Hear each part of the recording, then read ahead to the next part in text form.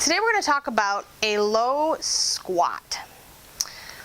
So when we're in this, we're going to do one set at a time.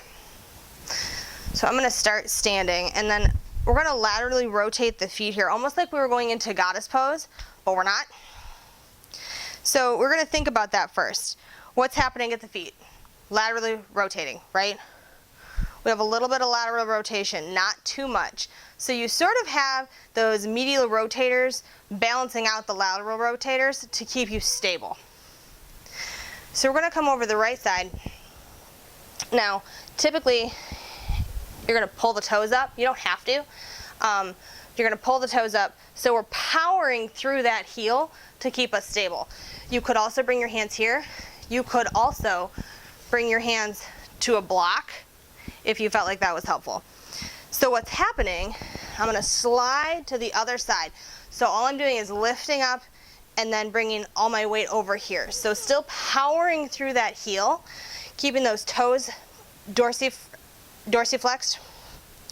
And then on this side, we have a lot of flexion going on at the ankle, right?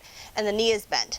So what's happening is we have to use our core. We have to use our glutes, especially when we're pushing out of the pose. So if we come back over here, we're going to pull that knee up.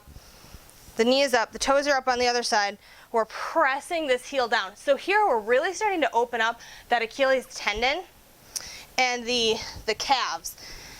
If you tend to cramp up, you could put a blanket under the heel. But that's a little bit tricky if you're going to be going back and forth. So you could do one side at a time and just come here like that. That will take a little bit of the pressure off of that ankle. However, I think that applies a little bit more to a two-legged squat versus a one. So let's think about it. We have hip flexion, right? So we're flexing the hip, we're bending the knee. So we have the hip flexors and we have the hamstrings that are active. Our quads are kind of helping us stabilize all of this. So if we come back into it, we're going to pull the toes up here. And then we're leaning over. Now, you could be here.